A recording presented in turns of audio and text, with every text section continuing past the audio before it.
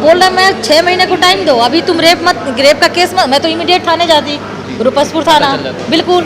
उसके बाद वो जो बॉडी पे सीमन जो भी होगा टेस्ट होता वो अरेस्ट होता। लेकिन वो उस चीज़ को सोचा कि इसको मैनिपुलेट करे इससे शादी का, उसको अंदर से कुछ नहीं था कि इससे शादी करना या एक और झांसा, क्राइम करने के बाद झांसा कि मैं तुमसे 6 महीने के अंदर शादी करूंगा, मुझे तलाक का बस समय दो। पटना में आपके साथ किसने रेप किया? संजीव हंस नहीं, उस समय पटना में सिर्फ गुलाब यादव था। गुलाब यादव अपने आवास पे, रूपसपुर में इनका आवास है गुलाब यादव का, उस आवास पर गुलाब यादव ने बुलाया रिज्यूम लेकर के कि आप आइए, तो वहाँ इसने रेप किया। और इसके बाद ये जो ब्लैकमेल करना शुरू किया ना, तो ये नौकरों के सामने मुझे सिंदूर लगाया, मुझे आश्वासन दिया। इसके बाद मैं लगातार इसको फ़ोन की हूँ ताकि ये ना हो कि मतलब ये केस से बचने के लिए, बिल्कुल पीछा छुड़ाने के लिए रेप जैसे कांड करके ये बच जाए। संजीव हंस ने कहा आपको किया? तो ये गुलाब यादव जगह जगह दिल्ली बुलाने लगा, फिर एक बार ये पुणे बुलाया, ब्लैकमेल करने लगा। नहीं, मैं डिवोर्स ले रहा हूँ, यहाँ आओ, शादी के बाद मैं घर लेकर तुम्हारे साथ दिल्ली में रहूँगा, तुम दिल्ली आओ, जगह देखो, ये है वो है। दिल्ली जाने के बाद कुछ नहीं होता था, जाओ फिर उसके साथ जबरन फिजिकल हो और उसकी धमकियाँ सुनो, फिर वापस आ जाओ। इसी तरह चल रहा था। फिर मैंने बोला कि देखो ये बार बार चीज़ें नहीं चलेंगी, फाइनली डिवोर्स ले रहे हो या हम रेप केस करें, क्योंकि रेप हुआ है, क्राइम हुआ है, तो हम करेंगे, शांत नहीं बैठेंगे। ये चीज़ मैं उसको लगातार बोल रही थी। तो आप अपने रजामंदी से जाते थे दिल्ली? रजामंदी से नहीं, इसको रजामंदी नहीं करेंगे। अगर आपको कोई क्राइम करके और कुछ आश्वासन दे रहा है, लालच दे रहा है, प्रलोभन दे रहा है, धमकी दे रहा है, डरा रहा है, उसको आप मर्जी नहीं कहेंगे। संजीव हंस कहाँ से शामिल? मर्जी नहीं, संजीव हंस का बात बता रहे ना। तो ये फिर बोला कि तुम पुणे आओ, 8/7/2017 को पुणे बुलाया कि मैं डिवोर्स ले चुका हूँ, मैं रजिस्टर्ड मैरिज करूँगा तुमसे। और क्योंकि पुणे में ही रहता है शायद, उसके गुलाब यादव ने, संजीव हंस का अभी कोई रोल नहीं है, अभी तक सिर्फ गुलाब की बात कीजिए। तो गुलाब ने बुलाया कि मैं तुमसे शादी करूँगा, तुम यहाँ आओ। जब मैं वहाँ गई वेस्टर्न होटल में, तो गुलाब के साथ संजीव हंस थे।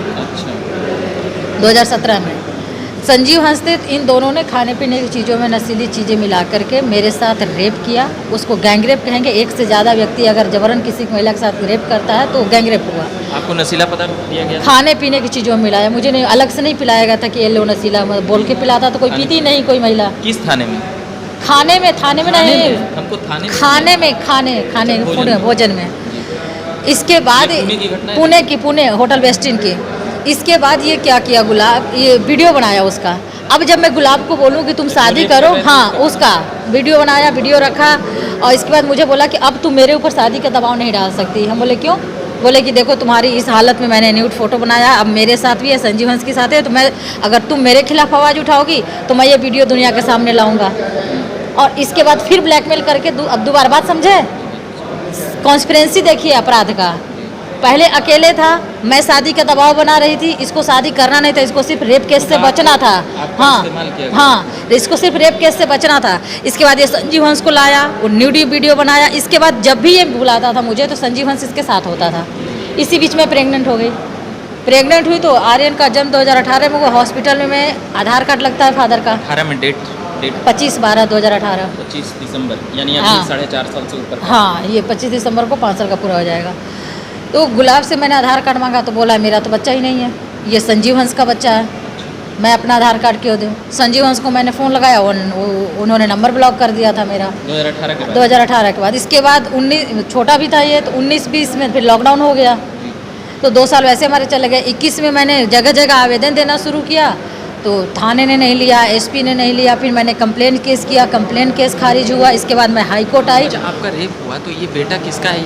ये तो अति के बाद ही तय हो सकता है। हाँ, ये बिल्कुल डीएनए टेस्ट के बाद ही तय होगा। लेकिन मैं आपको एक साइंटिफिकली रीजन बता रही हूँ, क्योंकि जो भी साइंस पढ़ता है या फोरेंसिक टेस्ट होता है तो साइंस के अकॉर्डिंग ही होता है ना। तो उसमें ब्लड ग्रुप का एक वो है, आप लोग नेट पे भी देख सकते हैं कि 2 अगर मतलब कौन से ब्लड ग्रुप के मेल फीमेल का अगर रिलेशन बनता है तो उसका बच्चा कौन से ग्रुप का होगा। तो उस अनुसार मैं बता रही हूँ कि मेरा ए पॉजिटिव है, संजीव हंस का मेरा बी पॉजिटिव है, संजीव हंस का ए पॉजिटिव है, इसका ए बी पॉजिटिव है, लेकिन गुलाब का बी पॉजिटिव है। 2 बी पॉजिटिव वाले का बच्चा कभी भी ए बी पॉजिटिव नहीं हो सकता, ये साइंस कहता है, कभी हो ही नहीं सकता। तो इस आधार पे संजीव हंस का बच्चा है। दूसरी बात, संजीव हंस ने खुद फ़ोन करके हमको बोला कि मेरा बच्चा है, मैं एक्सेप्ट कर रहा हूँ, मैं सारी चीज़ें करूँगा, मैं तुम्हारे नाम पे। ये संजीव हंस भी बोला? हाँ, संजीव हंस ने बोला। अब क्या बोल रहे हैं?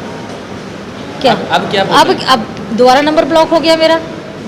लास्ट बातचीत कब हुई? लास्ट बार पिछले साल हुआ, वो उन्होंने धमकी दिया, लास्ट कॉल धमकी था उनका व्हाट्सएप कॉल पे कि मैं तुम कुछ भी कर लो, मैं सरकार चलाता हूँ, मैं सत्ता में हूँ, मेरे पास इतने पैसे हैं कि मैं हर कुछ खरीद लूँगा, लेकिन डीएनए साबित नहीं होने दूंगा। कोई फोटो वगैरह उनके साथ है? नहीं, उनके साथ की कोई फ़ोटो नहीं है, वॉइस रिकॉर्डिंग होगी जो फ़ोन करके उन्होंने एक, क्योंकि व्हाट्सएप वाला तो रिकॉर्ड हो नहीं पाया, लेकिन एक आध कॉल नॉर्मल थे, उसकी वॉइस रिकॉर्डिंग है। तो अभी आपको मूल रूप से बच्चे का भरण पोषण करने के लिए मतलब पिता का नाम चाहिए, यही आखिरी? हाँ, बिल्कुल लीगल राइट चाहिए, भरण पोषण नहीं, जो लीगल राइट में बच्चे को फादर का नाम मिलेगा। प्रॉपर्टी पैसा के लिए भी आप ब्लैकमेल कर पैसा सकते हैं? प्रॉपर्टी के बात तो बाद में आएगी, जब बच्चा 18 साल का होगा, बच्चा क्लेम करेगा। पहले तो बच्चे का डिसाइड हो बच्चे का बाप कौन है, लीगली कानून कोर्ट ऑथराइज करे। अब जब उसके बाद बच्चा बड़ा होगा तो अपना देखेगा कि कहाँ से, अभी तो भरण पोषण की बात है ना। 18 साल देखिए, बच्चा लेजिटिमेट हो इलेजिटिमेट हो, जो हम लोग आईपीसी पढ़े हैं उसके अकॉर्डिंग बता रहे, सीआरपीसी को। और बच्चा अगर आपने पैदा किया है 18 साल तक, तो आपको उसकी परवरिश तो करनी पड़ेगी ना। इसके बाद जब लीगल, पहले तो डिसाइड हो इसका बाप कौन है, इसके बाद इसका जो लीगल राइट होगा वो लेगा 18 साल के बाद। अभी 4.5 साल से कौन भरण पोषण उसका कर रहा है? अभी तक तो मैं ही कर रही हूँ, जब तक कोर्ट डिसाइड नहीं करेगा। आप वकालत करती हैं या? मैं अभी वकालत करती थी, लेकिन अभी के डेट में जब बच्चा छोटा है, मैं छोड़कर कोर्ट नहीं जा सकती, तो मैं छोटे बच्चे को ट्यूशन पढ़ाती हूँ और उससे जो पैसे आते हैं उससे अपना। कोई आपका इस्तेमाल तो नहीं कर रहा है अभी भी? नहीं, 2018 के बाद मैं इन लोगों से मिली ही नहीं हूँ। जब से मेरा बच्चा हुआ मैं इन लोगों से नहीं मिली। कोई और भी उनके विरोधी आपके इस्तेमाल कर सकते हैं? नहीं, मुझे कोई विरोध, कोई विरोधी नहीं, मुझे कोई, मैं नेता नहीं हूँ, मैं किसी के इशारे पे कुछ बोलने वाली नहीं हूँ। यहाँ मैं हर चीज़ अपने फैक्ट के साथ बोल रही हूँ। मैं पटना में आती हूँ तो कैसे किसी होटल में ठहरती हूँ, बाकी रहती हूँ मैं इलाहाबाद में हूँ, घर मेरा इलाहाबाद में है। अच्छा, रहने वाले इलाहाबाद के? हाँ, यूपी। चलिए, तो ये तमाम बातें कर रहे थे। आईएएस संजीव हंस के ऊपर गंभीर आरोप महिला लगा रही हैं। न्यायालय पर भरोसा है या सरकार का दबदबा इन लोगों का दिखता है वहाँ भी? नहीं, कितना भी दबदबा हो, ये धमकी देते हैं ऐसा। अभी भी? देखिए, न्यायालय पे मुझे भरोसा था, है और हमेशा रहेगा। मैं एक एडवोकेट हूँ, देर होगा लेकिन मुझे इतना पता है कि इतना अंधेर कभी नहीं होगा कि न्याय ना हो। लेकिन इन लोग जो धमकी देते हैं मुझे, वो बात मैं बता रही हूँ। हाँ, इन लोगों से किसी को भेज कर मैं कोर्ट गई, कोई सामने मिल गया, डायरेक्ट फ़ोन नहीं करते क्योंकि सोचते होंगे फ़ोन रिकॉर्ड कर लेगी, धमकी वायरल कर देगी। तो किसी व्यक्ति को भेज दिया, वो बोलेगा अरे केस वापस कर लो, इन लोग पावरफुल लोग हैं, मार देंगे, बच्चे को मार देंगे, ये कर देंगे, वो कहते, ये धमकियाँ बैकडोर से दिलवाते हैं। चलिए, तो तमाम बातें आ चुकी है। बाकी मेरा नाम रविकांत है और कैमरे के पीछे मनीष हैं। अभी के लिए धन्यवाद।